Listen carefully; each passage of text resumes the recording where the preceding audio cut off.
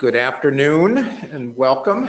I'm Ed Bogish. I'm the Executive Director of SyracuseCoE, New York State's Center of Excellence in Environmental and Energy Systems. It's my pleasure to welcome you either here in person at SyracuseCoE or via the web to our monthly Research and Technology Forum, which is brought to you via our partner program. And if your firm or institution is not already part of our partner program, I encourage you to speak to Tammy Rosanio in the back about the benefits and opportunities available to partners, including twice a year we have an opportunity for small grants to our partners through our Innovation Fund. And there's an opportunity that's open right now with proposals due by March 8th. Through the Innovation Fund, our partners can receive up to $10,000 for projects that advance innovative solutions.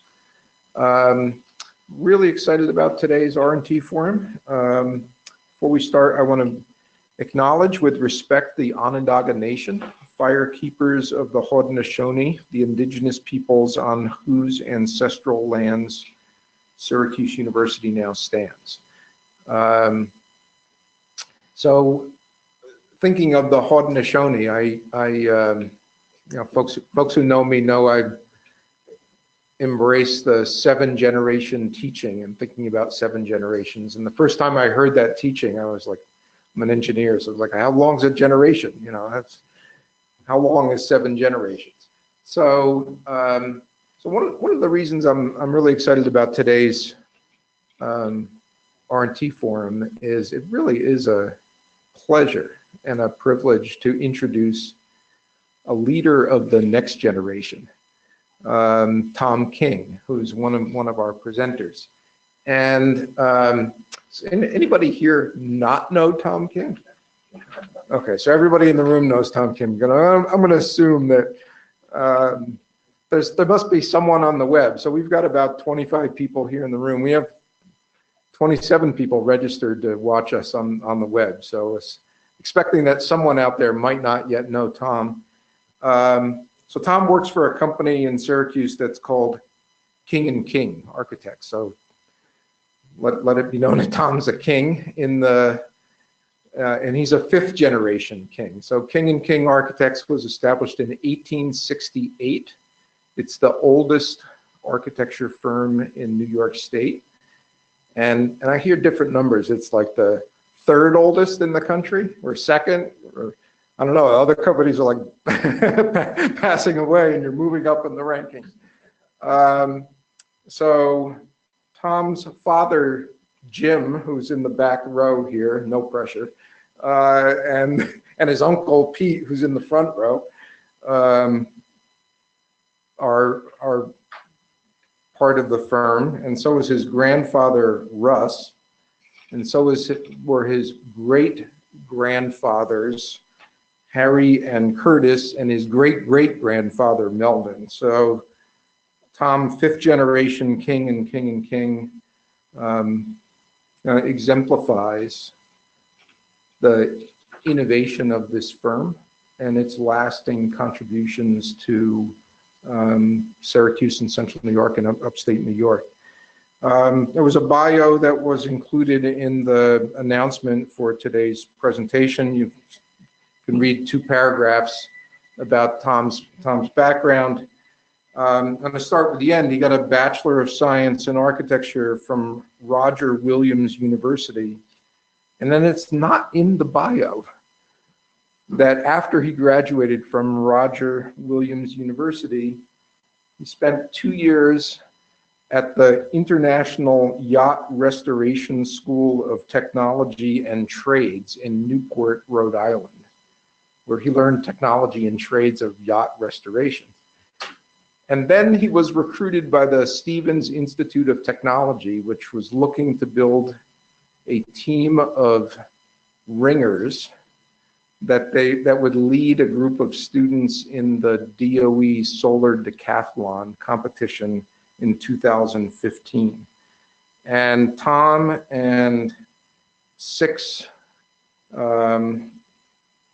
other graduate students. So there were 6 graduate students that were recruited by Stevens to be part of this team, and their mission was help undergraduates design and build a house for the solar decathlon project in 2015. You know, the decathlon involves 10 different areas of competition, and actually this team won an unprecedented 7 out of the 10 competitions among all the teams that competed, and they won the solar decathlon in 2015. They won with a house that's called the SURE house, S-U-R-E. That was sustainable and resilient. And it was a house that was designed with the New Jersey shore in mind. And one of the many interesting things of this house is that it was designed to remain watertight against a 4-foot storm surge. So the house transformed into a boat, and the boat stayed landlocked, but it stayed watertight. And it stayed watertight because this was Tom's contribution to the project, that the house could transform itself if the waters were going to rise and stay watertight. It's really, really terrific. You see in the bio, Tom is a certified passive house designer. And at king+king, he lives in the details of building envelopes. And it's really, again, it's really a privilege to invite Tom to present here at this, at R&T Forum. Also presenting today is Sadie McEwan, Executive Vice President and Chief Operating Officer of Community Preservation Corporation. Sadie's probably happy that I don't know her well enough to give an extended introduction. She's not in the room. So she's in New York City, and what we're going to do is Tom's going to start the presentation, and then when he gets to Sadie's slides, we're going to turn over control to Sadie remotely, and she'll come in through her voice into the room and on the web, and then when Sadie's done, she's going to turn back control of the universe to Tom. And now, without further ado, please join me in welcoming Tom King.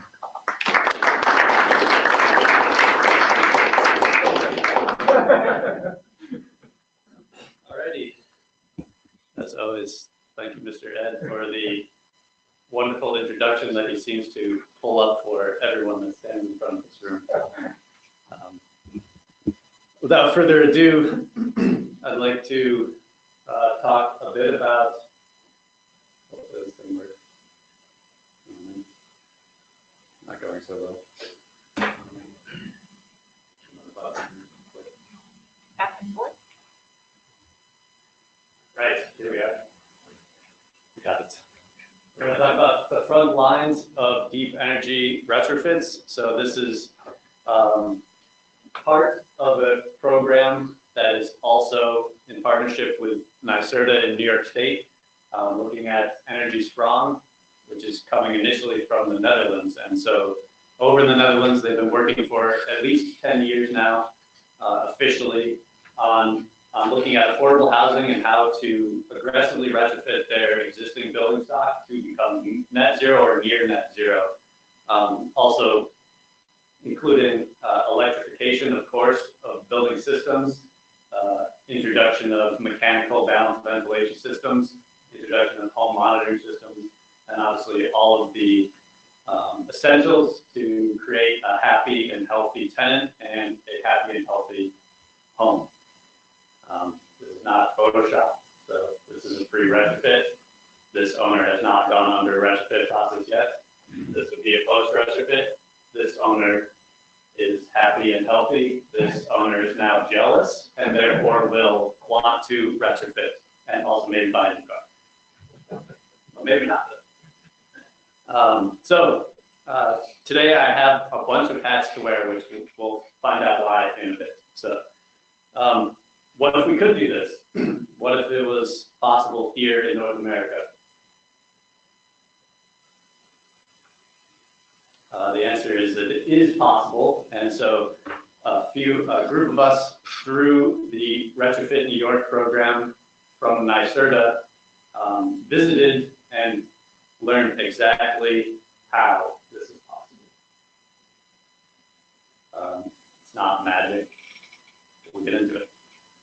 So, right, this is why I have so many hats today. So there were a number of individuals involved in putting this presentation together, so I definitely want to give credit where credit is due. These gentlemen, and Sadie is on the line with us. They're part of the Retrofit New York program, and they are also, we're in the Netherlands looking at these front lines as well, really learning firsthand from construction sites, from consultants, from engineers, from architects, from builders to understand how this is going to happen. Yeah, turns out they invented these cool little robots that just go around and do it. Just kidding. Okay, so hat number one. Tom, yes. Go back one slide. Sure. So just a quick pitch. So you say a word about Jasper. So I should. Yeah, well, I will. Yeah. So you can, and then yes. Jasper Manlunskov, he is the founder of this EnergieSprong program, and he was explicitly involved in our excursion throughout different cities in the Netherlands to understand this, and also he will be presenting. He will be presenting at the New York State Green Building Conference as a keynote speaker coming up in April. Yeah, all right. So, yes, back to the hats. So passive houses are very well insulated buildings, right? It's like your sweater over the house, which keeps you incredibly more comfortable than if you didn't have a sweater on. Maybe I would argue it's kind of like having a sweater and another sweater and another sweater and a Gore-Tex jacket on at the same time. So, but the issue is that you might get a sweater once a year, so that's not very productive. They're really nice, but it just takes a while. This is how we actually make sweaters. You'll see why. Okay, this in a minute. This is maybe infinitely more productive with, I would argue, high quality. Here we are in the construction in a retrofit industry here. There may be 4 people doing one person's job. Also possibly not very productive. So why then are we so interested in building buildings in this way, where if you were thinking about your automobile, we don't contract an industrial designer to specifically build your automobile. You have a series of options that can be chosen, but it's up to a manufacturer to deliver and warranty and guarantee that your automobile is going to work as intended. So what we're looking at here and what's really happening in the Netherlands is that it's more about really connecting industrial manufacturing to architecture and design, engineering, construction, where the responsibility of assembling the building, the warranty and guarantee of the building is all through a single or a handful of manufacturers, rather than a 12-month warranty on the building that you might get today. It's a 30-year warranty on the building. So why are we talking about all this stuff? So it's mostly about these bottom lines here. This is from our friends at the National Renewable Energy Laboratories. In 2050, there's going to be a substantial amount of housing stock that exists today that is still there. In commercial, same thing. We're also going to be building a huge amount of projected new commercial buildings between now and 2050. I would argue that this is the easy part of net zero, new construction, right?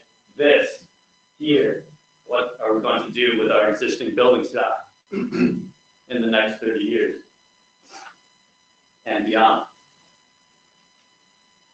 Here's one way to do it. Before, after.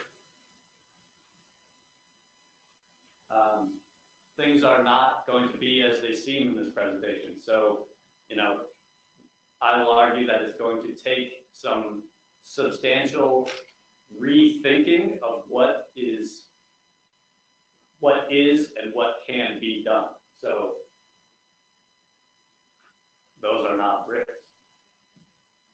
Or maybe our friend here is very, very strong. But either way, things are not as they seem. This is typical. This is interesting. This is an in-place, tenant in-place renovation. So that is another key aspect to these where we're minimizing tenant disturbance. This is a typical practice of housing and affordable housing, as far as I understand it, at this point, even in the United States, where every number of years, 20, 30 years, where there's capital improvement, tenants vastly stay in place during these renovations. So this gentleman here, we had an opportunity to talk directly to him. You know, there's a substantial tenant engagement before the rest of this happen. You know, this day comes along, you receive a paper in your mailbox that says Wednesday at 9 a.m. your front window is being removed. Wednesday at 5 p.m. you'll have a new window. We happen to be somewhere in between that time frame. Right. So now I'd like to switch over, and I'd like to talk a little bit about what may have seemingly more evidence is showing us that this is kind of what got us in trouble to begin with. I'm talking about industrialization of architecture, but industrialization, the development of industries in a country or region at a wide scale, may have been how we got here at the begin with in the last 100 years or so. The future of industrialization is this. All the components on this building were assembled in a factory. All of them. The facade panels, the windows were installed in a factory. The PV panels were definitely made in the factory. These roofs are made in the factory. All assembled on site. These birdhouses, most likely made in the factory. Just as here in maybe in New York, you might be familiar that we have you know, indigenous bat species that need to be cared for, where we can't take trees down during certain periods of time because the bats are roosted. Also in the Netherlands, they have their bat and bird friendly scenario. So for those that say this cannot be done, the scale is too large, bear with me. This was shown to me by some individuals in the Netherlands. So in 1900, there's one car, one guy who was the first guy that bought the car, right? He's pumped, but he's just going real slow behind a bunch of horses. But he's the guy, right? You could argue he's the initial net zero guy, but he's the initial technology guy. He's got his car. Now, arguably 20 years later, there's only one guy left with the horse. So, you know, we're getting 20 to 30 year time frames here. I'm not sure exactly when either of these photos are taken, but generally plus or minus 20 to 30 years, we went from our mom and pop coach building, I think I might know that guy, to assembly line and factory production of automobiles, and not only just cars sitting in the assembly line, saturated market in 20 to 30 years from this guy to these guys, okay? So the lift is possible. We've done it already, especially looking at manufacturing and in the automotive industry. This is clear. The pathway already exists. It's a matter of, are we as the industry of architects, engineers, builders, designers, and homeowners willing to take that lift on? Again, one brick at a time, mom and pop coach building. How about the whole wall at a time? Now we're talking business here. The critical aspect is this. How do we get to our market saturation? Here's an interesting shot of that same exact wall panel in the factory. You can see down the line here, got the windows installed, finishes, pre-assembled, ready to go. I just want to take a quick note and look a little bit harder into this construction industry conundrum that we have right now, based on some experts that did a lot of research. So I've been pointing out some research that exists out there. Feel free to read about it. It's very quite interesting. So this up here is only showing from 1964 to 2008. The manufacturing industry as a whole, the red line, has increased their productivity in approximately 250% in 5 decades. The construction industry is the blue line that has been broken out of that industry, has been stagnant at best. Another interesting. So the blue line is actually in the red line. The blue line is part of the. There's a whole big It is. The blue line is part of the red line and broken out. So, and here an interesting thought again on the automobile is between 1910 and 2012, the average cost of an automobile compared to % of national income, converted for inflation and all of the other factors that happened between 1910 and 2012, has gone down by 76%. The cost of the average dwelling has gone up by 86%. This chart is quite interesting to me. These circles in this general area represent the construction industry. The upper right-hand corner, automotive manufacturing, other manufacturing, some house building happening. So it has to do with productivity based on thousands of dollars per person employed, and down here, compound annual growth rate. So the construction industry, every time a person is employed, there is increased productivity, and potentially on average in the construction industry, actually negative growth. So that is like a loss of productivity when you add people. That's confusing to me. On the other hand, the automotive industry, right? Every time they add a person to their factory. Right. So what does all of this mean? To me, this sums it up here, right? First of all, we need some of this. We're looking for enabling regulation to work on enabling the industry. So right now, that's what we're working on here in New York State. That's exactly how EnergieSprong really got the ball rolling, which we'll get into a little bit later, is that they've really worked with industry regulation, with financing regulation, with housing owners and associations to understand what is needed to get this market off the ground and then make meaningful adjustments. Don't worry about that. What's happening here is that we're leaving 50% of our productivity on the table in the construction industry now. And we can feel it as architects, as engineers, as designers right now. There's a crunch, there's a labor shortage. Prices of buildings are skyrocketing in podunk, Syracuseville, New York, right? Not even New York City, not to mention massive urban centers. We're talking suburban centers such as Syracuse, Albany, Buffalo, rural areas, anywhere in between, right? And so what happens when you get to, this is what, okay, not prefabricated construction. Yes, it is prefabricated construction, but this is our mindset shift, right? We get happy and healthy individuals inside of happy and healthy and comfortable homes. These folks were wondering what a bunch of crazy, weird-looking architects and engineers are wandering around their building. They don't know. It's just they're happy because they got a brand new inside and outside of their building. They're paying nothing for energy bills anymore. They're paying a small fee to their housing owner, which they were paying before in energy bills, and therefore they're just excited to be in their new place. And that's really what we're looking for at the end of the day here. So the process, right? This is coming straight from the Netherlands, from the front lines. This is a robot that's installing bricks, right? And it's not installing real bricks, it's installing thin bricks.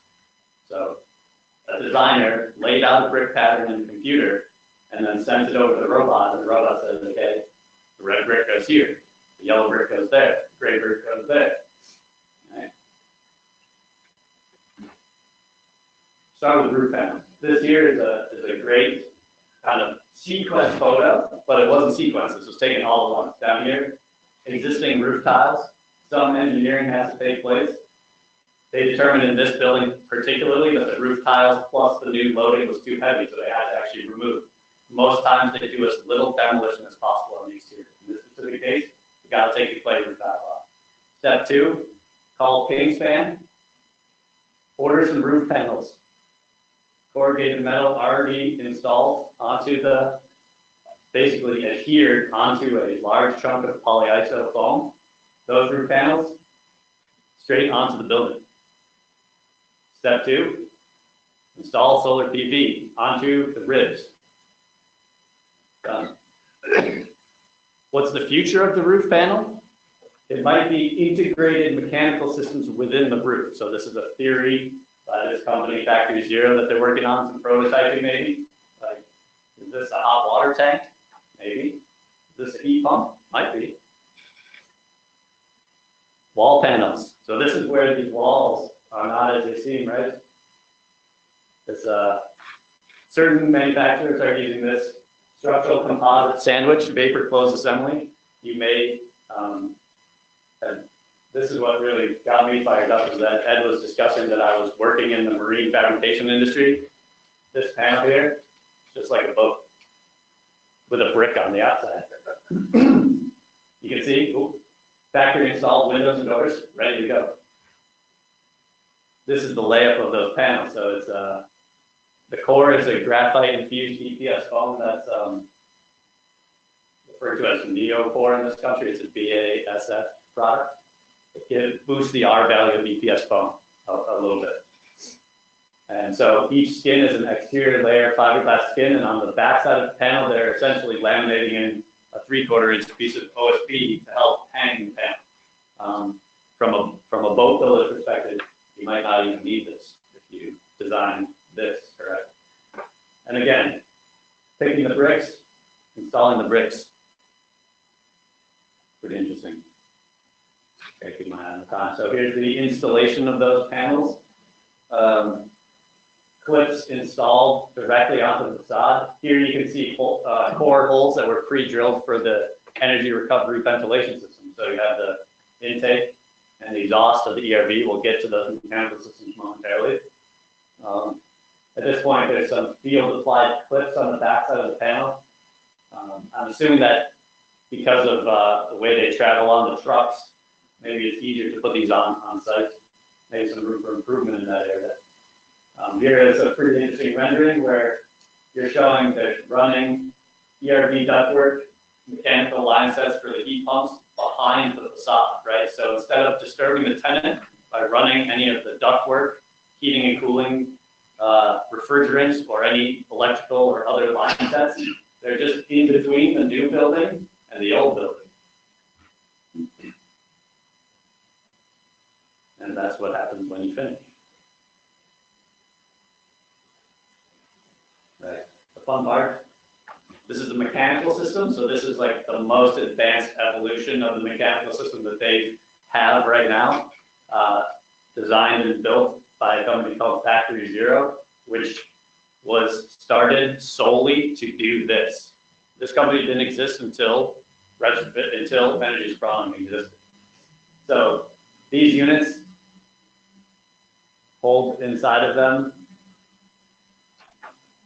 ERV, energy recovery ventilation system. Back here, hot water tank. Up top here, inverter for the solar panels. Here, heat pump for the hot water and for the domestic hot water, and for the heating, right? So interestingly enough, in the Netherlands, very few existing buildings have cooling. So they're running hydronic heating, they're replacing gas-fired hydronic with heat pump hydronic heating. So this system is doing everything. And here, whole house monitoring system. So if anything inside of this mechanical unit is having some sort of failure, issue, fault code, the designers and the builders of the system, based on this monitoring system, will most likely know about it before the tenants do. And since this thing is installed on the outside of the building, a repair can be made with little to no tenant interruption. Up here, you're seeing generation 1, which is generation 1 is 2 air source heat pumps in a metal box. Generation 3 or 4 is air source heat pump, heating and domestic hot water, the storage tank, the inverters, the ERV, and the home system monitor. Right. Exactly. And so you say, well, I don't want these plugged on the outside of my building. Check it out. If you have a building that needs an internal mechanical closet, you pull out a big chunk of the window facade, toss that thing right into your building, plug it in. These guys are really pushing the limits of what these things can do. Right, so here you go. Here's the old facade. You take out a big chunk of curtain wall or storefront, stuff that thing in the building, put the new facade. Here's some other pretty cool shots of them testing these units of kind of the stripped down bare bones. Really wanted to highlight kind of all the technology and the combination of the items sort of packaged into not just a package, you know, a typical package unit, but it's the package of all the units for the house. And it's not a Model T. You can get it in any color you like.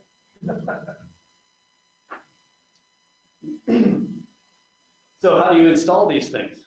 In a typical installation, there's a gentleman that looks like this with some really big arms, and he just drills a bunch of holes in the facade before the panels go on. So, you know, here's the electric line, here's the maybe the line set for the refrigerant, for the heat pump. You know, a whole monitoring system, maybe this is the electric run for the inverter. They're using very, very minimal foundation work, so very little site disturbance. This is a little pile foundation, right? It's driven in by a little tracked machine. In their case, you know, remove a few of the ground clearing bricks, put the pile in. We've got precast concrete slabs, right? And then here's 1, 2, 1 for each unit. This is like a garden style apartment.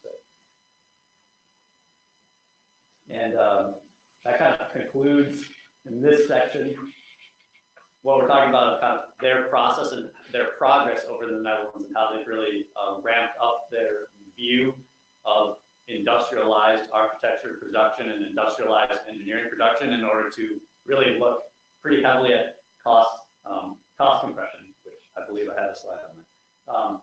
So this is a thought that I would like you all to consider related to technology. I think that almost everything that I've been showing so far is the technology. And so here, at least in the United States, over the years, these are electricity, dishwasher, camera, VCR, cell phones, clothes dryers, etc., right? The uptake of technology. There's the early movers, which I would argue would be us right now. Early movers of net zero retrofits. Then you've got the kind of market adoption, and then the laggers, the individuals at the end that are really holding out to make sure that everything's going to work the best, as far as my color TV or my electricity in general. So you can see that these curves follow a generally the same type of pattern, and you might argue as technology advances, these uptakes become faster. So why am I talking about this? This is why. This is a thought from an article called On Building Swans and the Power of Arithmetic by MK Architects. I would highly recommend the read. It's a short little article. But this is where the parallel comes in. So this is what our goals are for emissions reductions over the next 50, 30 years. This is 2050. Yep. And this is the curve that we just talked about, technology uptake. Interesting correlation between potential technology uptake. This is the inside of one of those mechanical boxes. And this is our goals for emissions reduction. So these are real. This is some real evidence of what's going on there in the Netherlands. Most notably, that we just talked about here, they're seeing since, this is between 2010 and 2019, so 9 years. Okay, they've been working at this for 10 years now. This is facades, right? Openings, panels, windows, 37% cost compression through industrialization of facades. The big ones, this is the energy module. So that's what we're talking about, the ERV, heat pump, inverters, photovoltaics, 73% cost compression by really looking at how to deliver a module with a warranty, with the guarantee, with the monitoring system as a full solution. And these are other cost reducing aspects, site work, other costs, the side facades, the end of the building, etc. The real notable ones here, facades, mechanical systems, right? Some of the most expensive components of our building. This is the gibberish of what happens before you install a building. I just thought it was an interesting photo right there. Corner panel number 4 goes here, not there. Whoops, it's actually here. So, right. How do they get this done? The other guy. Switching hats. So they're doing full building 3D scans. The first thing they did, they come on site, scan the bejesus out of the building. Okay. There's a few ways that this happens. You get this point cloud, right? This is a series of points. It's not surfaces, right? Like a typical model. It's just all little tiny singular data points, grouped very close together. That a laser beam shoots off, hits the building, comes back at the laser beam. It can even understand colors, right? That's what this is. One process is they take that and they turn it into a 3-dimensional model, right? So they take the point cloud and they analyze it and build a model from that point cloud. And then from that point cloud, they produce architectural drawings. Pretty standard process. The other way, the interesting way, describes it right there. They take the point cloud and build the new building directly on the point cloud. Almost no time, or I wouldn't say that, much less time involved in converting this point cloud into a drawing, into a model, and then back into production. Certain manufacturers of these facade panels are taking the point cloud and going straight to production from the point cloud. There you go. So a couple of just really interesting things that you can, the level of detail that's available through these point clouds is incredible. So this is how they're reducing construction mistakes, taking less time for rework and change orders and all those things, right? It's like they have the builders and the designers have the building exactly as a model in their computer. Different techniques. They're finding that the drone version that's the technology still emerging. These guys with the 3D scanner up on a big pole, good to go. The drone version is like, if it's too windy or it catches a little drift or something, the model isn't as accurate quite yet with a 3D scan on the drone. Interestingly enough, if you have a really long building, they'll put this is like it's a cone with like a soccer ball on top of it or something, right? Very simple technology, low grade. But what this does is when the computer model sees an anomaly, like a perfect sphere, it knows how to line up its own images, right? So it's sort of like if you've used Photoshop and it has the image stitching technology. So these 3D scanners can utilize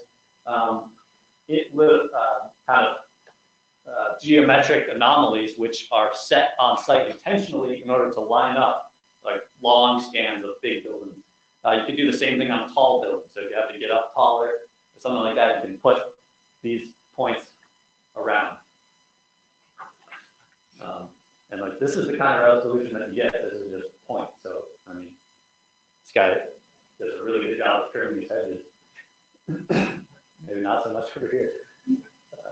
It's really pretty amazing. And so when you take these point clouds, the most challenging thing with the point cloud right now is not exploding, quote unquote, not destroying your computer when you're trying to take the point cloud and turn it into a surface if you wanted to. So these software companies and technologies that are dealing with the 3D scan to digital world, really working hard to allow this type of transfer from point cloud to surface to happen without having to have a supercomputer at your disposal because of how much data is involved here. But you can see, you got every single brick if you want. This is what happens when you 3D scan people that are moving around. Kind of. I'm going to think that's me right there. Okay, at this point, I will turn it over to Sadie McEwan, and she will talk about how we're going to work with the financing and other aspects of EnergieSprong. Thank you. Can you guys hear me now? Hello? Can you guys hear me? Are we muted? Should I press that button? Hello, Sadie. You are all set. Oh, I'm all set. So you can hear me now? Absolutely, loud and clear. Perfect. Okay. So good afternoon. My name is Sadie McEwan. And as Tom said, I'm with the Community Preservation Corporation. I want to thank Syracuse for inviting me to participate in the program today. And I just want to pause for a second and say what a privilege it was for myself and my colleagues from the Community Preservation Corporation to be able to go to the Netherlands with these technical geniuses like Tom to get outside of our typical world and really look at this business of creating net zero housing from a financial perspective.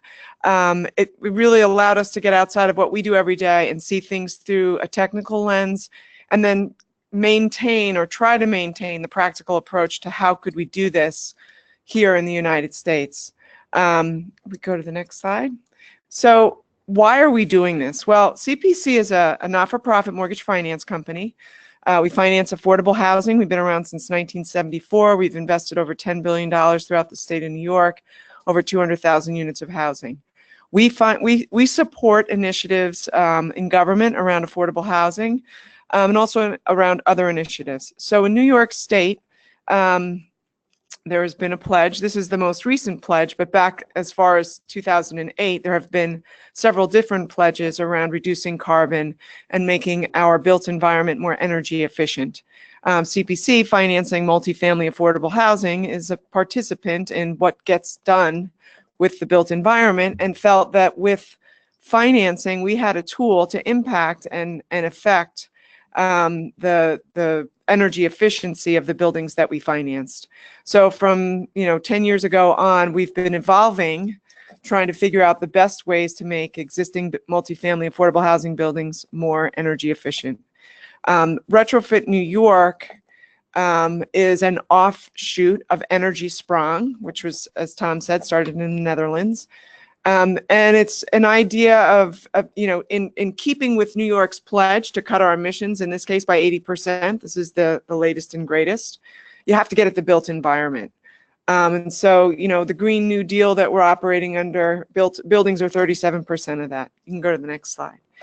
So enter Retrofit New York. And what they're looking at, like they did in the Netherlands, is trying to use a class of housing, in this case affordable housing, to create a model on which we could build a prototype for how to retrofit and finance housing to net zero.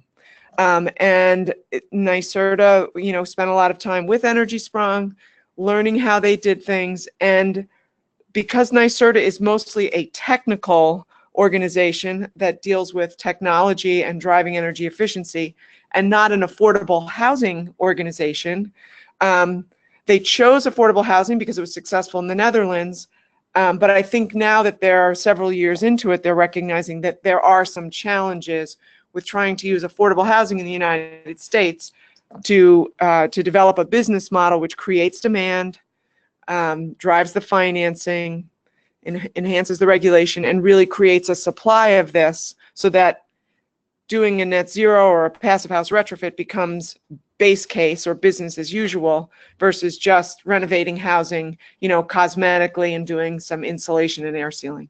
So the next slide. So there's a couple things that are very important to understand about the social housing model in the Netherlands that are very different from the United States. So what's very interesting about the Netherlands is that it looks very much like New York State from a demographic perspective. It's about the same square mileage and it's about the same population, about 17 million people. What's different about the Netherlands is that they don't have a variation in weather like we do from the Bronx to Buffalo. The temperature in the Netherlands is pretty much the same from north to south. And the geography is very flat, very flat.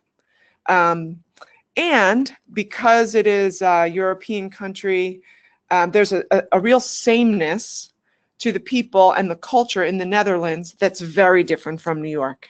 So New York in America, the United States, we're the melting pot, right? So everything is very different. Just the group of us that went over to the Netherlands was incredibly diverse.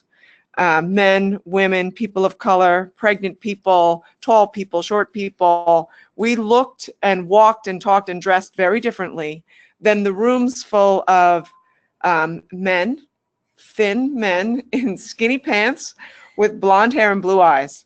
So just that contrast alone was very interesting to me and really speaks to sort of the fundamental differences between New York and the Netherlands. I just pointed out because I think it's an interesting contrast. So their social housing system, think in terms of public housing, okay? So this is where it's their subsidized rental housing that the government subsidizes. The maximum income for a person living in their social housing is 33,000 euros, about $50,000 a year. Max rent is about, 656 euros, 900 bucks a month. There's 2.9 million units of this housing, and you see in the picture on the right, the majority of it looks just like that. It's either 3 stories or 2 stories, but that's what it looks like. It all basically looks the same. And all of it is owned and managed by not-for-profit private housing organizations called social housing organizations. There's 400 of them nationwide. They all backstop one another. They all exist in the same network and have the same fundamentals, the same mission, the same approach. And in 1995, they became financially independent when the government forgave all their debt, and they focus exclusively on social entrepreneurship and really providing housing that's affordable for these tenants. So the benefits of the approach in the Netherlands, the housing stock is physically very consistent.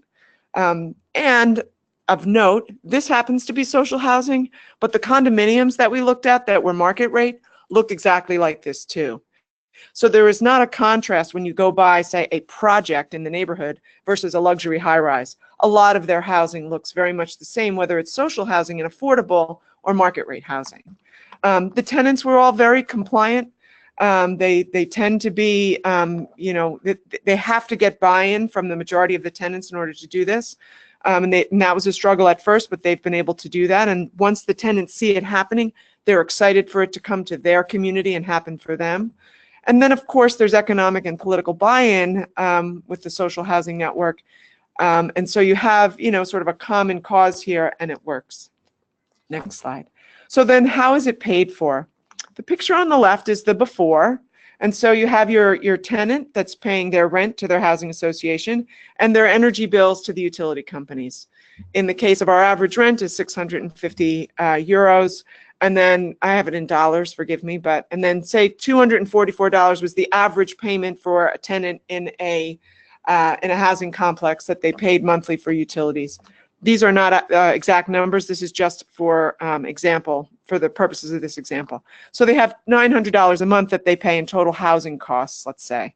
The utility costs, as I said, represents the average. So then when you do the net zero retrofit after, the tenant is still paying their rent to the housing association, but they're no longer paying anything to the utility company. They're paying what they call an ESP, or an energy service plan, to the housing association. So now, instead of $244 going to the utility, it goes to the housing association in the form of the energy services plan.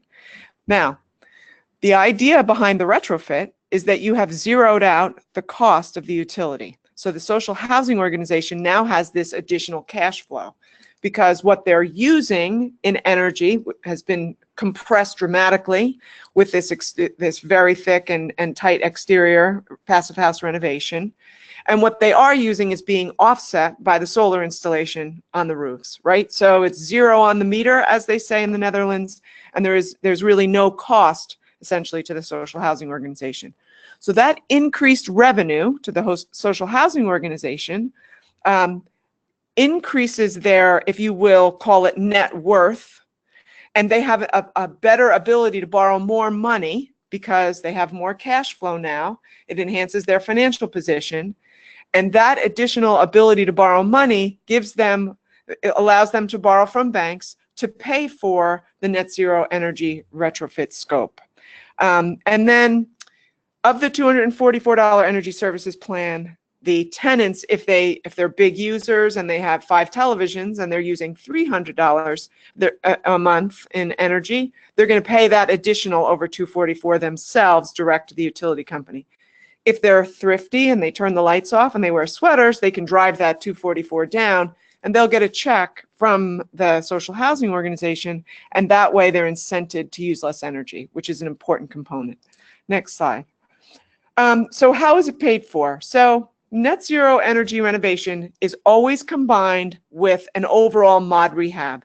So to get the tenants buy-in, they're going to get a new kitchen and they're going to get new bathroom fixtures and they're going to get fresh paint and new floors, and so it's all being paid for together. And there's savings that's created, obviously, when you drive down the cost of the utilities, and also you improve the unit itself, and so your maintenance costs go down.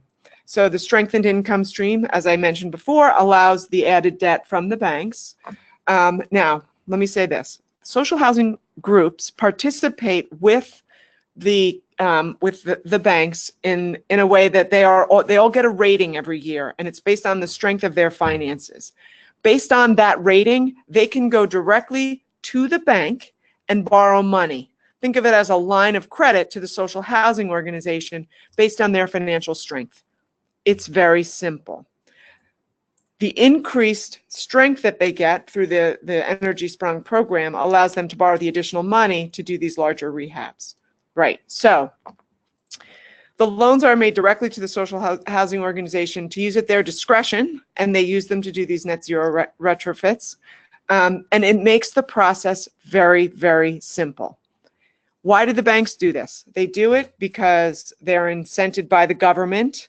They need to, per the government, make loans to the social housing organizations and support the renovation and retrofit of the affordable housing in their country. And so for that, the government guarantees those loans. So they're essentially making a loan to an organization, getting credit from the government for making those loans, but the government is already also guaranteeing that those loans will be repaid. So if a social housing organization defaults on one of those loans, the government will step in and pay. And if before that happens, though, all of the social housing organizations backstop one another. So they would work together to support one organization that couldn't make payments. And in the event that there was a bigger problem, the government would step in. So the banks have all the incentive in the world to make the loans, and under their model, to make them very simply. Next slide. So what do they use the money for? What are the costs? So on the left is the EnergieSprong model, and a typical renovation in the Netherlands for one of these mod rehabs is 75 euros a unit, and 65,000 of that is borrowed by the social housing organization from the bank out of their available cash flow. And then the government decided that the cost to complete the full net zero retrofit, they'd have to put in 10 euros a unit in subsidy to get them to this complete net zero work scope. The idea is that this is being front loaded in this program, and over time, as demand increases and costs are reduced, we won't need this, they won't need the subsidy anymore. So the subsidy is there to stimulate the program to drive more production to get costs down. Then we go over to the 75,000. What is it used for? 30,000 is used for the kitchen and the bathroom and the paint and the flooring, and 45,000 is used for the net zero scope. Now, you think of it's the net zero scope, and so it's just related to energy, but what are they getting? They're getting an entirely new facade. So it's not just that they're getting a much more energy efficient, higher air quality, livable space. Cosmetically, the building looks much more beautiful. They're getting new windows. And then, of course, they're getting that really cool, ever-evolving heating and electrification system that sits outside of the building and electrifies and heats the building. So that's how your 75,000 euros breaks down. So the idea behind EnergieSprong is to drive up production, see that continued innovation. And I have to say that was I am not a technical person at all. I don't really, I'm not an engineer by training at all. I'm a journalism major in college, so I'm very removed from this. But I am very drawn to this model because of its simplicity.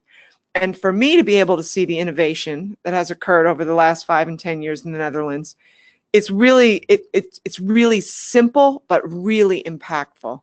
And so I really just got such a great kick out of seeing the development of the technology. And in seeing it there, you can see that it could happen here. All right, so let's talk about Retrofit New York and some of the differences and complexities of our model and what we want to do. So the sources of a typical affordable housing project in the United States, you see here there's 4 sources. Some of these deals, there's as many as 10 sources, but for simplicity, we'll say there's only 4 here. So you have your private debt, which is the CPC money. There's other housing subsidy that comes in through the federal government or the state local programs. And then there's a tax credit program that we use here, which incents the private sector to put money into affordable housing. And then to get all the way to the net zero scope, there's a small slice of energy efficiency subsidy. This is neither simple nor one stop. Not every deal looks like this. In fact, every affordable housing deal looks very different. And then on the other side, you have your uses. So you have other, which you don't have other in social housing because they're all owned by social housing organizations and they have no debt. Other, in this case, is either existing debt that has to be refinanced or an acquisition cost to purchase a property. Hard costs are hard costs. That's the entire renovation, including the net zero retrofit. And then in the Netherlands, they don't have soft costs because the transaction is not project-based. They just make a loan direct to the housing organization. Soft costs are lawyers, architects, title companies, insurance, all of those other development costs that go into affordable housing. So, Retrofit New York does not have a dedicated source to offset the added cost of net zero. So we're always trying to cobble together different sources to bridge those gaps. And then the other thing that's very challenged about Retrofit New York, and you'll see it in my next slides, is the building types are all very different across New York, in addition to the weather being very different. So there is not one fixed cost for net zero in the United States or in New York, in Retrofit New York. And there's not one set scope like you saw over and over and over again in Tom's presentation. And then just in general, from a political perspective, subsidies in housing are there to keep housing affordable, not to drive out their carbon production or maximize their energy efficiency. In fact, the more money you spend on carbon reduction and energy efficiency, the fewer new units of affordable housing you can build. And if you have, a grandmother or a cousin or a child or a neighbor that can't afford to live in the neighborhood that they're in, you are close to and know very well that we have a huge affordable housing problem in the United States and in New York in particular, and that's across the state, not just in New York City. So the subsidies are few and far between, and they really are just to make units affordable. Next slide. So then, can it be replicated? And this was really our challenge from CPC, was to really look at this while we were in the Netherlands and figure out whether or not we could replicate it and what some of the solutions might be. So I've said some of this already, but I'm going to repeat it a little bit. The Dutch way is obviously much simpler. You buy the box, you have the panels, you put it together. On the New York side, you have all these Legos and you got to put them all together, and it's all very tailored and very specific. And so just visually, that's a cute little way to represent the challenges. On the social housing side, some of the great things about their model is that it's a very visible model. So you can drive by and see that a building has changed, and then you have very happy tenants, as Tom pointed out, that are talking to their neighbors about how much they love their new apartment building and their new unit. There's a very scalable pipeline of deals because there's 2.9 million units in the social housing system. The opportunity that that creates really is a laboratory for innovation on the technical side and on the construction side. And as we saw in Tom's chart, in that one graph, the costs are coming down because the demand for this is going up. And that was their whole goal. Now, politically, they are in the Paris Agreement. We are not, right? They believe that the climate has changed and is changing. The Netherlands has always been at the foreground of trying to get to ways to combat climate change. And we just don't have that in our current political environment. We have it, you know, in states, so New York State we have it, but it's hard when there's inconsistent political dynamics from the federal to the state government. In addition, in the Netherlands, there was a gas moratorium because when they were fracking in the northern Netherlands, there were earthquakes. And nobody wanted earthquakes. People were getting hurt. And so there was an imperative to identify alternative ways to heat and cool buildings and not have to rely on fracking gas. Then you heard me say this before, but the financing is not project specific. The loans are direct to the social housing organizations and guaranteed by the government. As complicated as the Dutch tried to make me think that was, from my perspective, based on how I have to finance projects, it's really very simple. And then, of course, all the housing groups backstop one another, which mitigates the risks to each other and also to the lenders. Some of the challenges we see then on the New York side is this lack of one scalable building type or common owner. And I'm talking about just within the confines of affordable housing. I've since had lots of conversations with Retrofit New York about trying to find that common building type. And they have been talking to the SUNY system, the State of New York University system, because their dormitories are probably, you know, think in terms of social housing. It's one common owner, the SUNY system. It's all student housing, so the units are all pretty much the same. There's a common goal of how to house that type of tenant. And it's as simple as it could be, and there's some scale there. And it's young people who are bringing those ideas to the forefront when they go, you know, to the next place that they go into the workplace to change the world, because we're relying on that generation. So there, but in the affordable housing world, and Tom is right, every 20 to 30 years, the affordable housing built environment, there's a recapitalization and a renovation, but none of the buildings look the same. Political division makes it hard to streamline. There is a lot of resistance to making our buildings net zero. And then, of course, there's a lot of bureaucracy. You can have the governor of New York say that we have a Green New Deal and we are going to be carbon neutral by 2040. But when you get down to the closing table, the project manager for any given project, if he doesn't have that mandate and he doesn't have the resources to make that happen, all that person is doing is their job, which is to try and check every box that they need to check to make the units affordable. So there's a little bit of friction there. And then, of course, our financing is project by project, and it lacks government guarantees. There's nothing like a government guarantee to get a lender to make a loan. This is one of the things that CPC has sort of talked to NYSERDA about, trying to get State of New York Mortgage Agency or some other resource to guarantee loans for the net zero, just initially to get this scaled. So that's an opportunity that's out there. And then there are, as I said before, there's no real specific subsidy source. So when you go into the Retrofit New York program, you don't know that you have an extra X dollars, you know, $50,000 a unit to make it net zero. And then I made this point about housing being, subsidy being limited. Next slide.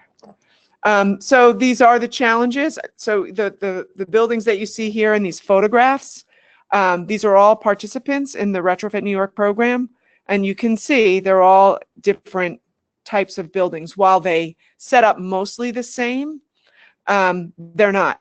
And so you can apply, and the approach is to apply the same technology with the imaging and the dots and the design and the application of the facades, but none of it has proven replicable, and simple. So the building stock is physically diverse, and the climates and the utility costs vary across the state. This is another thing that's different about the Netherlands. CPC looked at doing a net zero. We did a case study prototype on a garden complex in Rochester, New York. Very, very cold temperature, very, very low utility costs. And then we looked at a mid-rise in Tarrytown in Westchester County. Very high utility costs. And what we saw was there was a lot of, because remember, we're not dealing with a social housing organization. We're dealing with a private owner that needs to get a return on their investment. So the added cost to do a net zero retrofit on a mid-rise building in a high utility cost area like Tarrytown, New York, pays off because you're driving your cost of utilities down so far. And so you would make that extra investment because you would see the return on that investment in the near term. But when we're talking about saving in utilities in Rochester, where the utility costs were really cheap, you're really not saving that much. So you're spending all this extra money, you're getting a huge impact in reducing your carbon load, but you're not getting a great financial return. So unless and until your goals around your financial goals are consistent with your carbon reduction goals, like if you were mandated to reduce your carbon, you definitely want to do the Rochester deal. But you don't really get that much of a carbon reduction on the mid-rise building in Tarrytown because it's a one standalone building, but you get a huge economic return. So there's a lot of inconsistencies in why you might want to do a net zero retrofit. And in the absence of, a national approach to this or a national mandate to do it, there's a lot of inconsistencies around why somebody would want to try to do this. Our affordable housing infrastructure is very diverse in ownership structures. Again, it's not-for-profit owners, for-profit owners, and it's also government owners. So it's driven from many different ways, from many different angles. Our financing system for affordable housing is very complicated. Our construction industry has not really adapted to the factory-based solutions that scale. I think there's a lot of opportunity there based on manufactured housing, and I don't think it's a big leap to get to being able to create these exterior EFIS systems or these high-tech heating systems, but we just don't have the demand yet, so the cost is really high. And we don't have the rigor of government regulation requiring to get this done. That's a big bummer. We could use that. And then, of course, there's the lack of subsidy, because in the affordable housing world, I'll finish with this, the economics don't work. The rents, to keep rents affordable and build housing, you can't borrow enough money based on the rents to build housing. You have to have a source of capital from somewhere else. So, simple math, if you need $100 to build a unit of affordable housing, you can probably only borrow 40. There's a big gap between $40 and $100. Where does that $60 come from? It comes from all different sources, but that's subsidized so that you can get to one unit of housing, right? Now, if it was market rate housing or luxury housing, you could get to that 100 all day long without needing any tax abatements or any other kinds of subsidies. But the economics of affordable housing just don't work. And so in the absence of any other resource specific for making these deals carbon neutral or net zero, the money is really just going to go into making these buildings affordable. And in the end, the economics improve because the utility costs are driven down, but you're really just offsetting that cost. You're not paying it for utilities, but you're paying for more debt. So you're still spending the money. You're just spending it on additional debt to raise capital to do the enhanced work scope. So I think the next slide, Tom, I'm going to go back to you because I think that we go back to the Retrofit New York piece of this. It is 4:39. I have about 15 more minutes before I have to run out.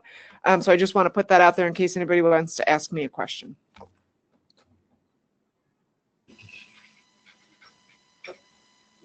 open the floor for questions for Sadie.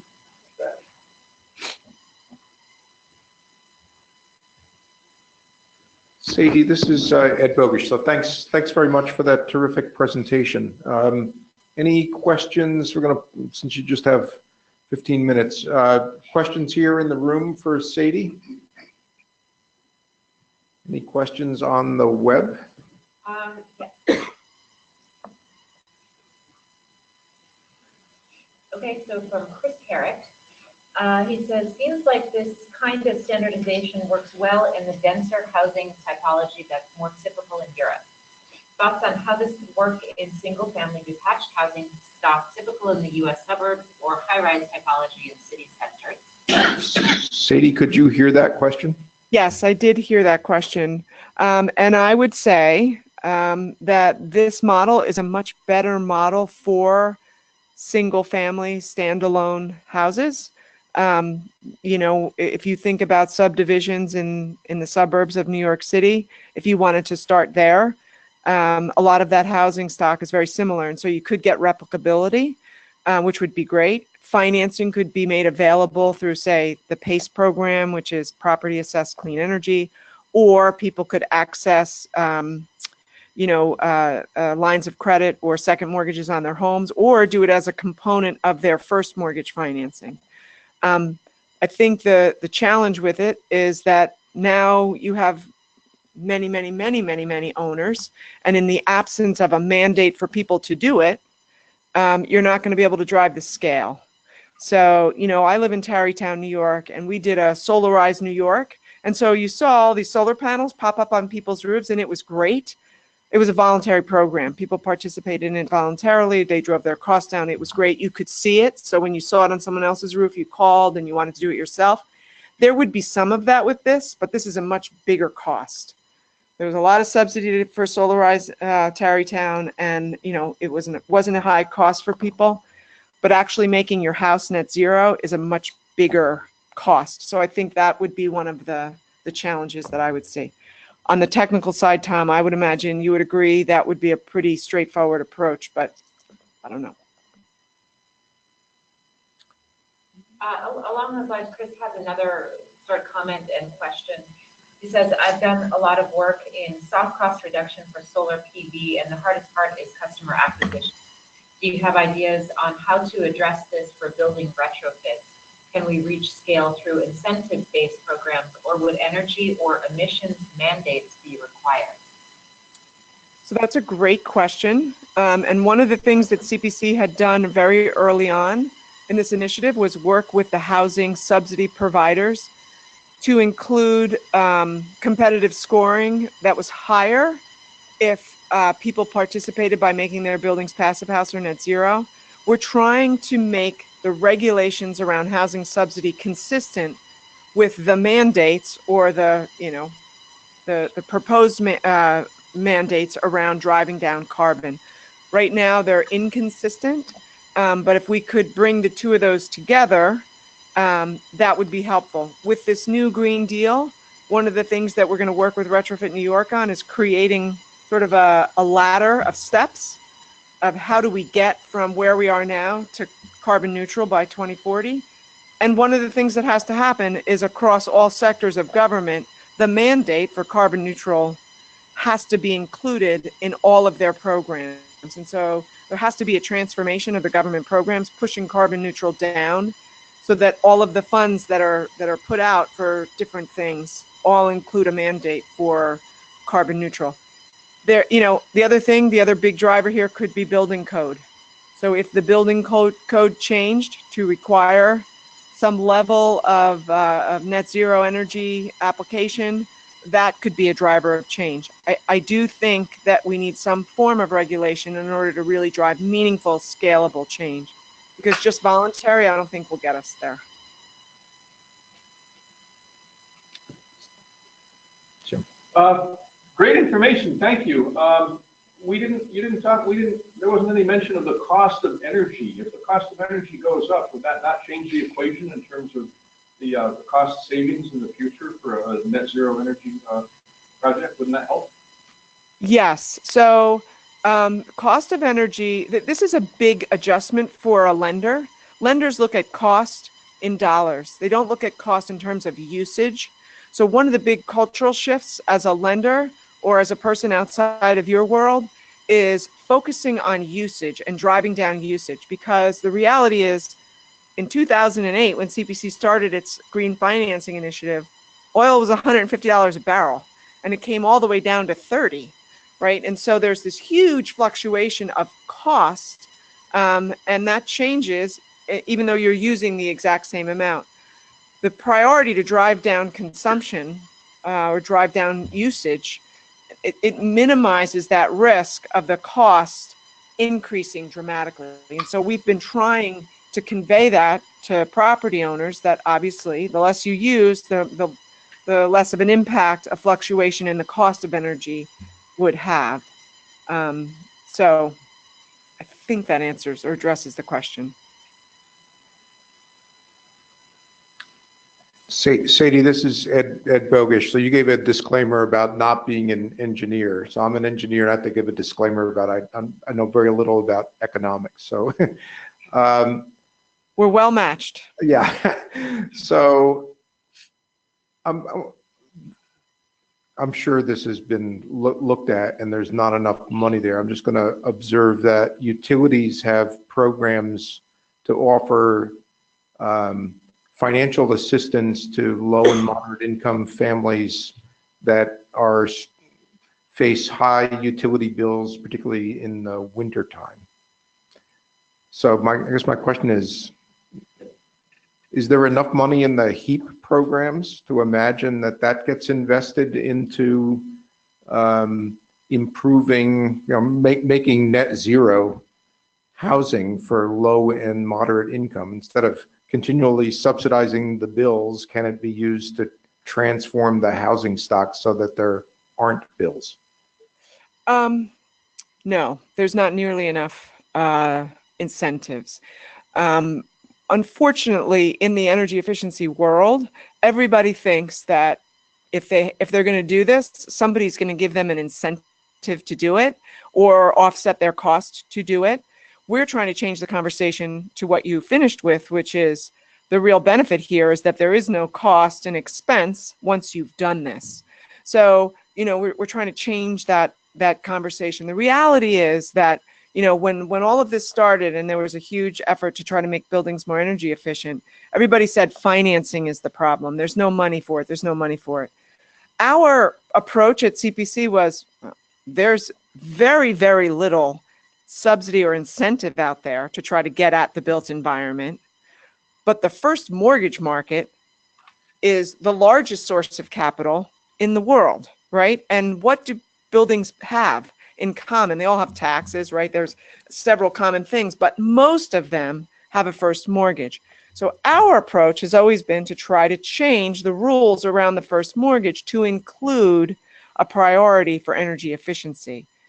And it sounds a little crazy, but back in the 1970s, the government implemented the Community Reinvestment Act that said that banks had to invest in low and moderate income neighborhoods that were distressed, and they couldn't draw red lines on maps and say it's too risky for us to lend there. Think about Howard Cosell's call from Yankee Stadium that the Bronx was burning, and those black and white photographs of Ed Koch and Jimmy Carter walking through the rubble in the Bronx. That's what it looked like 35 years ago. Today, it's a thriving city without one vacant building, right? That same neighborhood is completely transformed. Why? Because the first mortgage market was given the priority to invest in all of those neighborhoods and not ignore it. And so one of the things that we have, in our thought bubble at CPC, an idea around, and that we've been trying to push, is working with the first mortgage market on a Green Reinvestment Act, so that anytime you're financing the physical environment of a property, and that's affordable housing or a hospital or a university or anything, that there should be a priority for driving carbon reduction down to zero, right, with offsets and everything else. And so, these ideas all started in New York back in 2008 when we had Bloomberg, who was pushing the greener, greater buildings plan, and we had Obama, who was doing recovery through retrofit, and we had the political will. And we couldn't really get the traction then because we were coming through a recession and it was almost impossible. Well, think about where we are now. Unfortunately, in the current administration, you can't even use the word carbon at the Department of Energy. So, it just is very, very complicated. But that kind of regulation, there's more than enough money. And the banks will figure out a way to make their deals work and include net zero if they have to in order to do business. And so that's one of the things that we keep hounding on. And the example I like to use around this is in 1979, no buildings were put through a process of identifying the environmental conditions and challenges in their buildings, right? A bank got sued, and all of a sudden, a law was passed where banks were concerned about the liability of what happened if there was asbestos or some litigation associated with an environmental problem. Enter the phase 1 site assessment. Think of it as your energy audit. Every building is evaluated for all of its problems relative to any kind of environmental contamination. And prior to a closing or with mortgage proceeds, asbestos is abated, tanks come out of the ground, lead paint is removed, radon is remediated. None of these things drive additional cash flow or increased value of properties. None of them have a cosmetic impact to the tenant.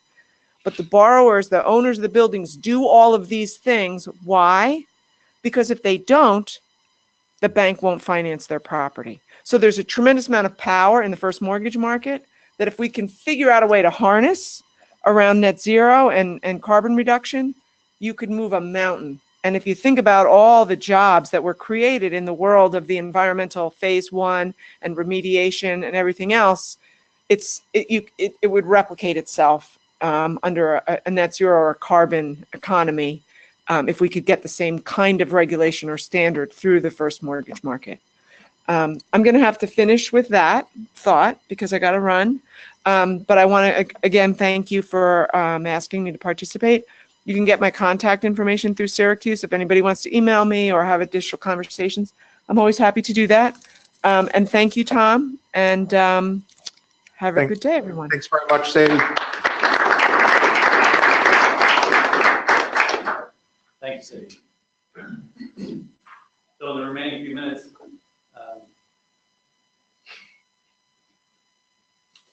I wanted to just hit what we're working on. I think that obviously a lot of the information from Sadie and from CPC is extremely interesting, and the challenges are clear and apparent. And I think one aspect that I'm following on right now is that in the Netherlands and in Europe, they've been working on these same challenges, right?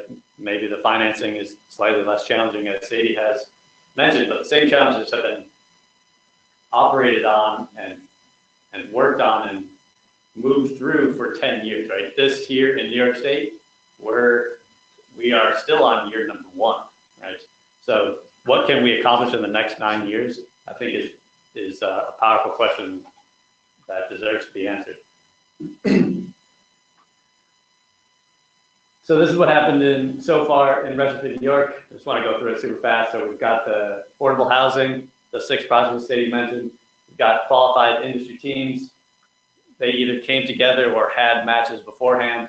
We have a 6-month design period, which is ending tomorrow in New York City. We are presenting our schematic design documents to Retrofit New York. Retrofit New York has been asking for heaps and heaps of information from us, from financing to design, energy modeling. And so NYSERDA is really digging deep into these 6 pilot projects. They're recognizing, I think they knew from the onset that it wasn't going to be a full, super awesome, deep energy retrofit, like straight to 10 years advancement in 6 projects.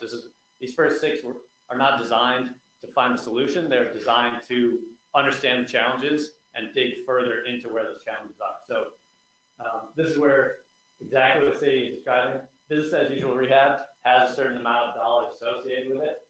Net zero energy is going to cost something more The cool thing is that definitely something overlaps, like they're replacing windows, part of a deep energy retrofit. You're replacing your heating and cooling system, still part of a deep energy retrofit. You might use a different system, but you're still doing that. And then so there's this cost over the top of the business as usual. Right now, NYSERDA, just like in the Netherlands, is offering these incentives to pilot projects, saying, we will help you with this gap, right? The goal, as Sadie mentioned, also in the Netherlands, is that how do you fund it without this? 9 years later, we will figure it out. Really quickly across the country, so this is not only happening in New York State, not only happening in the United States. So these are some areas where other states and other institutions are looking into this exact same thing. So we've got at least one project in Boston, one project in Minneapolis. California has been working on their school systems long before New York State. They have 9 school projects in California. They're now starting with the social housing aspects. So that's 9 net zero renovations of schools. They're now looking to apply that similar model to housing. We have some here, Alberta, in Ontario, discussions occurring in Chicago. This is realized, this is from the Rocky Mountain Institute, so they're heading on a few of those individualized projects, like say Boston or Minneapolis, Chicago, Boston. But basically, you recognize this thing. They're looking at the exact same model from the Netherlands, exactly like New York State is, and applying it in as much of the same way as it can to different climate zones, different areas across the country. Also involved in California. They've done all of this information. If you want to dig further into some Rocky Mountain Institute's research on this stuff, they have done a very heavy lift of looking at the background research to understand exactly what Sadie is talking about, the feasibility across different climate zones throughout the country. Ideal candidate, right? So just as in Retrofit New York, just as in EnergieSprong right now, we're looking at simple geometry. We know that the building stock across the country is infinitely different from here to there, even from downstate to upstate. Like, it's all over the place, but if we're looking at simple geometries now, then we can solve the complex problems that will allow us to attack those more complicated buildings. I think that a great step in that direction is NYSERDA looking through the lens of SUNY and DASNY. And so looking at those dormitories. So there's one project now, there's a dormitory project moving forward. There are other dormitories that may be also being renovated at the same time that might not be part of this specific program. But they're also looking at the solutions in the same way. This is, instead of a 3D scanner, this is just a slightly different technology, which I thought kind of like maybe the poor man's quote unquote version of a 3D scanner. It's called photogrammetry, so like photography and geometry stuck together. And so you can take a picture at an off angle of the building and it will apply more or less, elevation view from whatever image or series of images that you might take. Pretty cool stuff. So in a similar way, looking at that, kind of a less upfront cost than 3D scanning. Some other details. This is more of a site build. This is up in Canada right now, so maybe more of a site than a panelized approach, but still looking at what the solutions are. Just want to run past here. These are our projects throughout the state right now. So 3 downstate, 3 spread across upstate. All very different. Trying to look at mid-rise from different eras and kind of a 2-story garden style versus individual units, and then more of kind of almost like a hotel, motel type geometry. Projects through the state. So just quickly where we're getting to, right? Some projects might not need facades right now, right? We have a number of years to get to 2050. If you don't need a facade right now, in your next refinancing cycle, you can put the facade on and you'll be carbon positive. looking at maybe centralization of systems where they're more individual. These are just options that we're going through. Heat pumps, heat pump hot water, heat pump heating, cooling. Of course, with adding air tightness, we're adding energy recovery, balance, ventilation. That's it. No questions asked about that. Maybe in this area, you talk about enclosing the facade. You only need to buy one high-performance door instead of 8 per building. I mean, that's a cost savings right there. Buildings such as this, you know, bigger mid-rise building coming from downstate.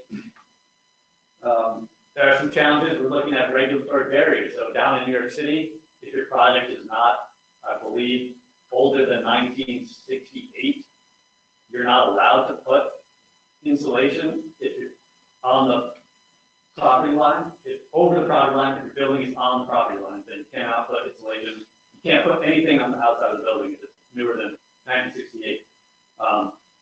Buildings like this and folks at NYSERDA are actively looking to pursue why was 1968 chosen? How about 1998? This building is 97. Why?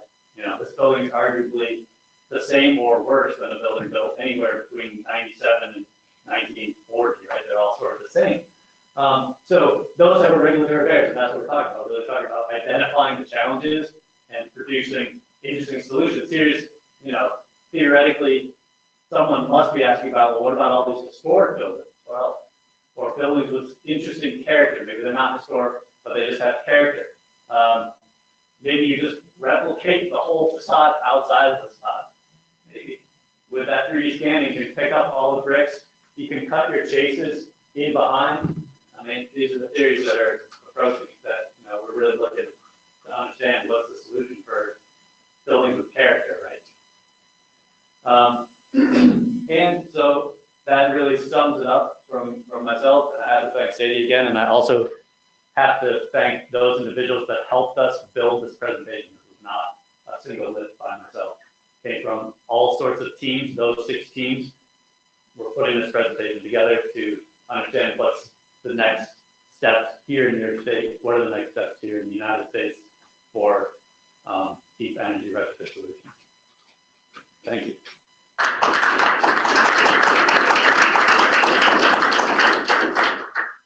I want to thank Tom for a terrific presentation. You've gracefully acknowledged many others, but you were clearly the systems integrator that put together that presentation and delivered it.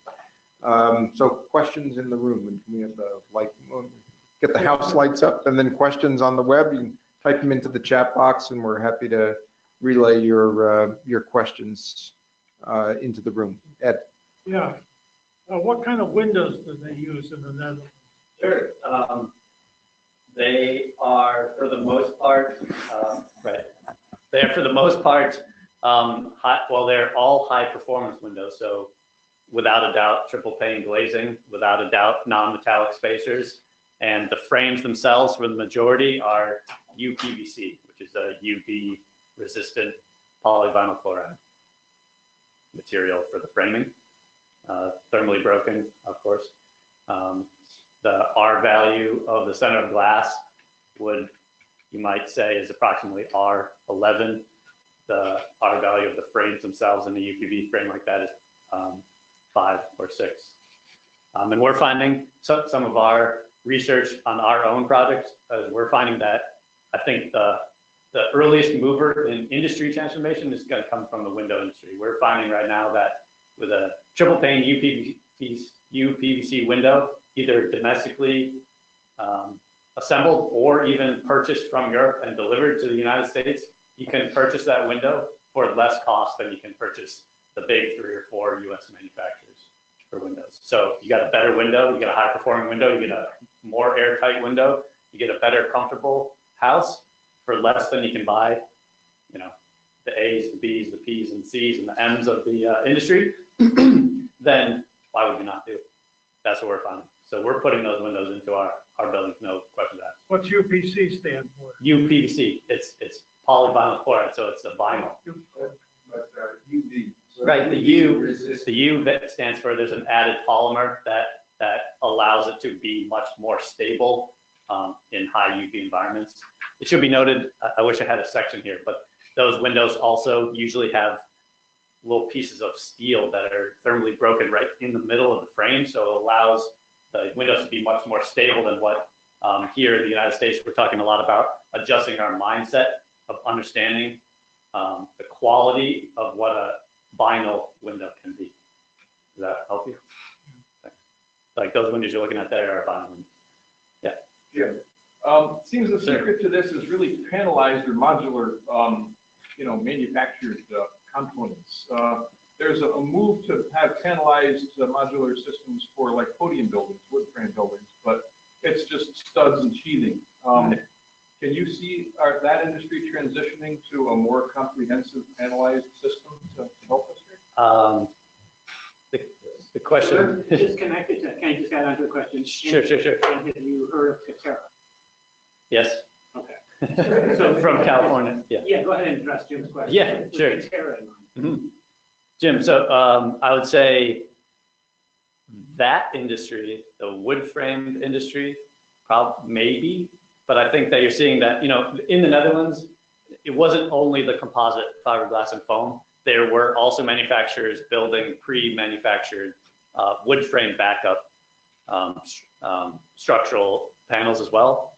My personal theory is that if you're adding wood framing or adding steel framing to the backside of one of these things, and you already have an existing building, it's added weight, it's added cost for structure that you don't need. There's just more materials that are really unnecessary, right? So there certainly are solutions for prefabricated frame systems, especially like you're looking at in new construction, right? Yeah, exactly what you're saying, whether that's a metal stud or a wood frame, works amazing in that area. But I would personally say that you can remove those materials and save that cost because the structure already exists, the buildings are there. It's a matter of kind of self-supporting it. Get the insulation, the air barrier, the sheathing, and the heck with the structure. Heck with the structure. It's already there. Well, no, we need the structure. It's already. Yeah, the structure already. Exactly. The structure already exists. So adding more structure, sometimes that could be a detriment, right? It's too heavy. The facade can't handle it. Right? So there's certainly. But I think that we're seeing there's certainly transitions, especially in new construction happening, and it's a matter of adjusting to think about existing buildings as well. It's happening. But like, we're on year number 1 here so far, so more to go. Sorry from the back. Either way. Well, either way. Sorry. Maybe a coincidence, but the Housing and Urban Development Act of 1968. So that may have answered your question. Okay. Yeah, that's a high probability. My understanding of the building codes down in that area are obviously less than in this area. I was curious to know, with the initial retrofit New York projects in multifamily, how did it go with these prefab panels? Were they deployed and Yeah, absolutely. That's an excellent question. So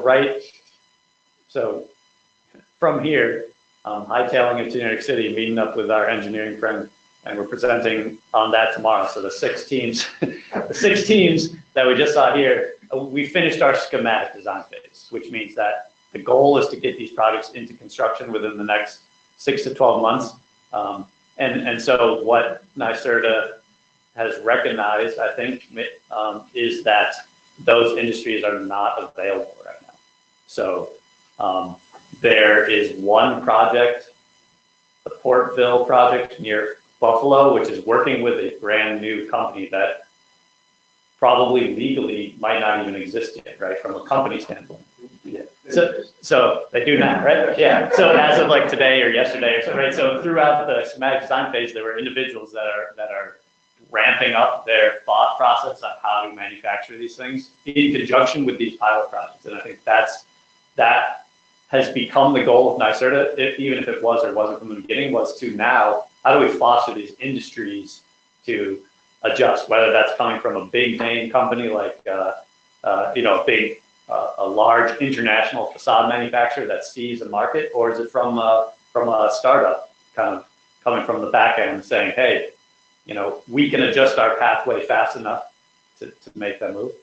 And there are some limited introductions in the mechanical system world, like there's a partnership happening between Sandin, which is a Japanese heat pump water manufacturer, and Minotaur, which is a Canadian kind of all-in-one heating, cooling, and ventilation system. And so those two companies have partnered in order to develop a system that is similar to, at least that has ERV heating and cooling capabilities combined with hot water technology. So those types of relationships are being built are growing because of these first 6. And it might take another 6. It might take, it's really about the aggregation of demand and adding DASME and the Dormitory Authority and SUNY campuses into that mixture of potential market is only going to help those types of development. Do you just as a follow-up, do you see that the same players will be involved with regards to the dormitory emphasis? It's a good question. The same as far as like from the solution provider, the design team. That's a good question. So there are other interesting challenges that go along with just the process of working with SUNY and DASME in the past, historically. So what maybe is predicted is that SUNY and DASME, at least for this first pilot, they're probably going to choose this is a design build also. These aren't design build, the ones that we're working on. The DASME project is design build. It's likely, I'm just going, all on theory right now, is that DASME is going to enjoy working with a group that they have worked with in the past that they're comfortable with, rather than this retrofit program was like, anybody who thinks this is awesome, come and work on it. Now, DASME is like, anybody that thinks this is awesome, also come work on it. But we also really like the teams that we have already worked with. So there are some other challenges with this first singular DASME project. I think there's going to be some of the same design and solution provider teams that are going to apply, and it'll be very interesting to see. There's going to be a short list of like 4 or 5, and then we'll see all those designs. Yes, yes, I didn't see young yet. So that's a good question. We will see. It'll be exciting to get some other players involved. I think that's the whole point, is to kind of raise the awareness and get the understanding going on that these projects are not going to be one-offs, but it's the beginning of many ideas. Thank you. Thanks. Last call. All right, digging a little deeper into the weeds a little bit. Yeah. What I'm curious to know with these this innovation with the mechanical system being modular. You mentioned there's a monitoring system component. Yeah. What are we monitoring? Sure. As far as in the Netherlands go, so I'll give it a 2-part answer that'll probably take a half an hour. So they're monitoring all system functions. So they're monitoring, obviously, we'll just start at the top, PV production, right? They're monitoring the electricity consumption of each individual component, so they know when the heat pump's on and off, when it's making hot water, when it's making heat. They're monitoring the speed and use of the energy recovery ventilation fans system, and they are monitoring, did I miss anything? Hot water. That they're monitoring all of the things in that box. What they're not monitoring is they're not monitoring plug loads, for example, or they're not monitoring lighting. Air quality. Yeah, so I think possibly, I think they're monitoring that maybe through the ERV's functions, right? So, and I think that one step that those gentlemen at Factory Zero they're really working to, they're really using that industrial automotive model as their model, is that they're having trouble. They can call Mitsubishi up and say, hey, can I buy 200 of your heat pumps with no cowl on it? And they say, well, that's going to cost more because we have to stop our production line and take the cowl off, right? So we need even more. We need like thousands or even more to be able to get these huge, big global manufacturers say, oh yeah, we'll supply you heat pumps with no cowls because you're building it in a box yourself, right? So, and the monitoring system is another situation where they're just finding the costs of monitoring are kind of astronomical, so they're actually working to develop their own logic forward. And also it would be great, all the systems monitor themselves all the time, but they all speak a different language, so to speak, right? So you can't just monitor their monitor, you have to monitor the monitor of the monitor. So it becomes, they're really struggling to, that's like one of their next steps is to really figure out how to cost effectively monitor all the systems. The second part of that equation is that those monitoring systems show up on your wall in your house very easily between like a smiley green face and a red frowny face. So if your energy consumption for your ERV is less than, you're halfway through the month and you have your ERV on high blast the whole month, it's going to be on frowny face because you're using too much ERV energy. Or if your heating system, if you like your heat higher than the recommended set point, you're going to notice that your energy allotted for heating is more than the recommended average for the month. So that's how they really got good tenant involved, where they'll come over to a tenant and say, hey, how are you doing? Like, we've noticed you've paid energy bills the last few months. And the later general will say, hey, yes, that's okay, I understand, because you told me that if it was at 68, I would be at 0. But my wife and I, we like it at 73. So we understand that we're going to be paying. Right? So they're all wrapped in. The monitoring is for the manufacturer, and it's equally for the user. We have refreshments here at COE, and I want to thank folks who joined us on the web. And again, for both groups, I'll again emphasize that the director of the EnergieSprong Foundation, to help me with his name, Jasper von der Munchkopf, will be a keynote speaker at the New York State Green Building Conference on April 16th and 17th at the Syracuse Marriott downtown. And SyracuseCoE is very pleased to host his visit to Syracuse, and we look forward to conversations with him about opportunities for collaboration and bringing these ideas to New York State. So again, thanks for joining us. Please join us, folks here in the room, for refreshments and conversation with Tom outside. Thanks again, Tom, for